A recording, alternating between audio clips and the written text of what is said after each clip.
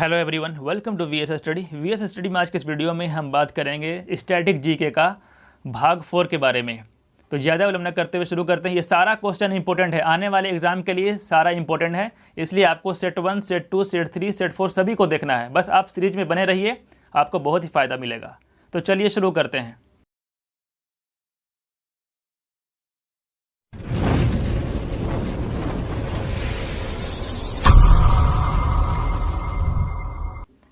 राष्ट्रीय गीत पहली बार कब गाया गया था?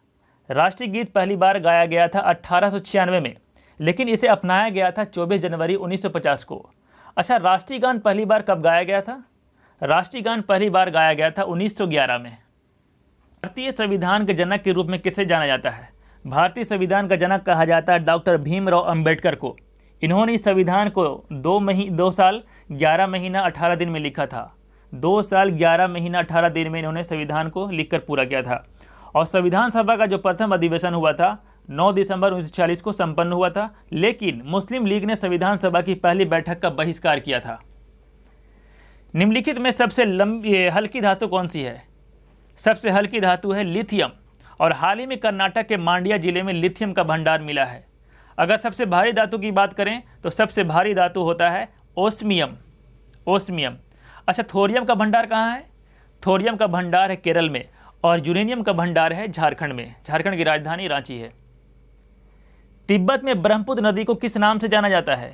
तिब्बत में ब्रह्मपुत्र नदी को जाना जाता है सांगपो के नाम से। और जब ब्रह्मपुत्र नदी अरुणाचल में प्रवेश करती है तब उसे दिहांग नदी के नाम से जाना जाता है। असम में ब्रह्मपुत्र नदी के नाम से जाना जाता है, और बांग्लादेश में जमुना नदी के नाम से जाना जाता है। और जब बांग्लादेश में ये गंगा के साथ मिल जाती है तब इस नदी को मेघना नदी के नाम से जाना जाता है। तराइन का प्रथम युद्ध कब लड़ा गया था? तराइन का प्रथम युद्ध लड़ा गया था 1191 ईस्वी में। मोहम्मद गौरी और पृथ्वीराज के बीच ये युद्ध लड़ा गया था, जिसमें पृथ्वीराज चौहान विजयी रहा था। और तराइन का दूसरा युद्ध लड़ा गया था 1192 ईस्वी में, जिसमें पृथ्वीराज चौहान की हार हुई थी और मोहम्मद गौरी इसमें जीता था। मोहम्मद गौरी ने पृथ्वीराज चौहान को बंदी बनाकर अफगानिस्तान ले गया था तराइन का दूसरा युद्ध में, जब हारा था पृथ्वीराज चौहान तब। और 1194 में चंदावर का युद्ध हुआ था। 14वें वित्त आयोग के अध्यक्ष कौन थे? 14वें वित्त आयोग के अध्यक्ष थे YV रेड्डी। और जो अभी 15वें वित्त आयोग चल रहा है उसके अध्यक्ष है NK सिंह।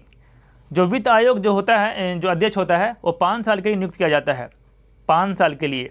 अच्छा, पहले वित्त आयोग के अध्यक्ष कौन थे? पहले वित्त आयोग के अध्यक्ष थे KC नियोगी। और ये वित्त आयोग जो है आर्टिकल 280 के तहत आता है, आर्टिकल 280 भारतीय राष्ट्रीय कांग्रेस की प्रथम महिला अध्यक्ष कौन थी? भारतीय राष्ट्रीय कांग्रेस की प्रथम महिला अध्यक्ष थी एनी बेसेंट। अगर पूछे कि कांग्रेस की पहली भारतीय महिला कौन थी, पहली भारतीय महिला अध्यक्ष, तो ये सरोजिनी नायडू थी। तो दोनों में कन्फ्यूज मत करना। प्रथम महिला अध्यक्ष पूछे तो एनी बेसेंट होगा, लेकिन प्रथम भारतीय महिला अध्यक्ष पूछे तो वो सरोजिनी नायडू थी। बाकी ऑप्शन की बात करें तो नीता अंबानी की बात करें तो नीता अंबानी जो है अंतर्राष्ट्रीय ओलंपिक समिति की सदस्य बनने वाली प्रथम भारतीय महिला है ये। और कर्नम मल्लेश्वरी की बात करें तो ये ओलंपिक में पदक जीतने वाली पहली भारतीय महिला ही है, कर्नम मल्लेश्वरी। पहली बार राष्ट्रपति शासन किस राज्य में लगा था? पहली बार राष्ट्रपति शासन लगा था पंजाब में 20 जून 1951 में। और आंध्र प्रदेश की बात करें तो आंध्र प्रदेश में पहली बार राष्ट्रपति शासन लगा था 1954 में। केरल में लगा था 1956 में। और किसी भी राज्य में राष्ट्रपति शासन राष्ट्रपति द्वारा लगाया जाता है, लेकिन राज्य के राज्यपाल की सिफारिश पर लगता है। जब राज्य के राज्यपाल सिफारिश करेगा तभी राष्ट्रपति शासन लगाता है राज्य में। सौर मंडल में मौजूद किन 2 ग्रहों की कोई भी उपग्रह नहीं है?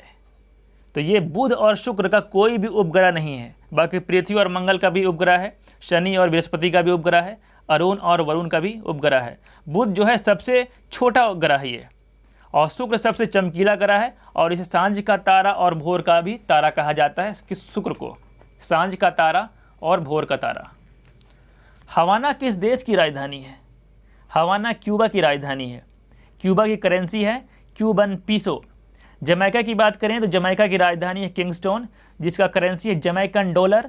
और जमैका का ही है उसेन बोल्ट, जो सबसे तेज धावक है विश्व का, उसेन बोल्ट वो जमैका का ही है। बहामास की बात करें तो ये नसाउ इसकी राजधानी है, और बहमैन डॉलर करेंसी है इसका, बहामास का। बारबाडोस की राजधानी है ब्रिजटाउन, इसकी करेंसी बारबाडोस डॉलर। किस नदी को खून के नदी के नाम से जाना जाता है? खून के नदी के नाम से जाना जाता है लोहित नदी को। लोहित नदी को खून की नदी के नाम से भी जाना जाता है। बाकी ऑप्शन की बात करें जैसे नर्मदा नदी को, तो नर्मदा नदी जो है ये मध्य प्रदेश की सबसे लंबी नदी है। माही नदी की बात करें तो माही नदी कर्क रेखा को 2 बार काटती है। और कावेरी नदी की बात करें तो कावेरी नदी को दक्षिण भारत गंगा कहा जाता है। ये कावेरी नदी को। भारतीय संविधान कितने भाग में विभाजित किया गया है? भारतीय संविधान को 22 भागों में विभाजित किया गया है। 395 आर्टिकल इसमें और 8 अनुसूचियां हैं, लेकिन वर्तमान में जो है ये 25 भाग हो गया है। 470 आर्टिकल है और 12 अनुसूचियां हैं। भारतीय संविधान विश्व का सबसे विशाल संविधान है। ये फतुहाते फिरोजशाही नाम से अपनी आत्मकथा किसने लिखी है? फतुहाते फिरोजशाही आत्मकथा को लिखा फिरोज शाह तुगलक ने। फिरोज शाह तुगलक अपने शासनकाल में कई कर लगाए थे, जैसे खराज कर, खम्स कर, जजिया कर और जगात कर। इन चारों करों को लगाया था फिरोज शाह तुगलक ने, लेकिन इन्होंने गरीबों के लिए दीवाने खैरात नाम का एक विभाग को स्थापित किया था। दीवाने खैरात।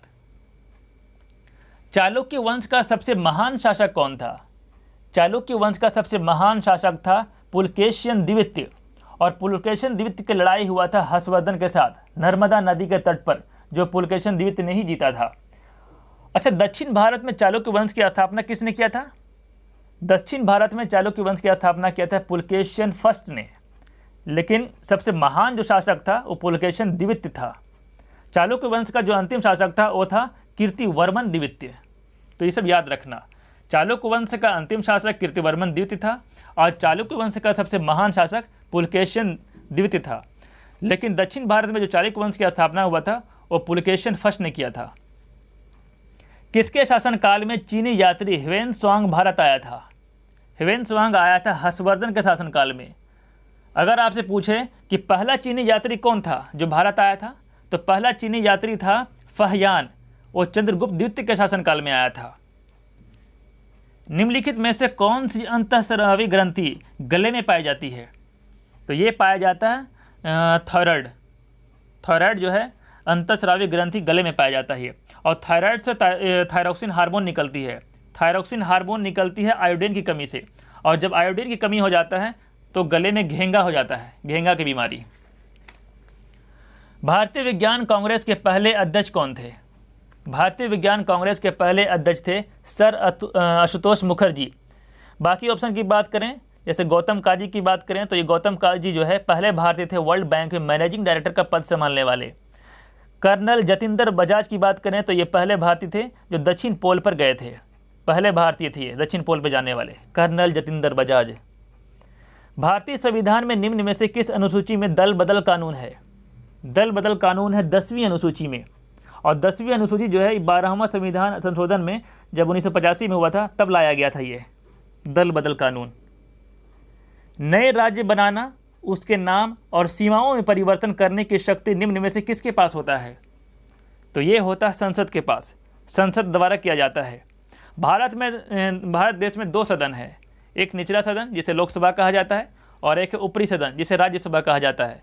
तो वर्तमान में जो लोकसभा स्पीकर हैं वो है ओम बिरला, इनका लोकसभा क्षेत्र है राजस्थान के कोटा।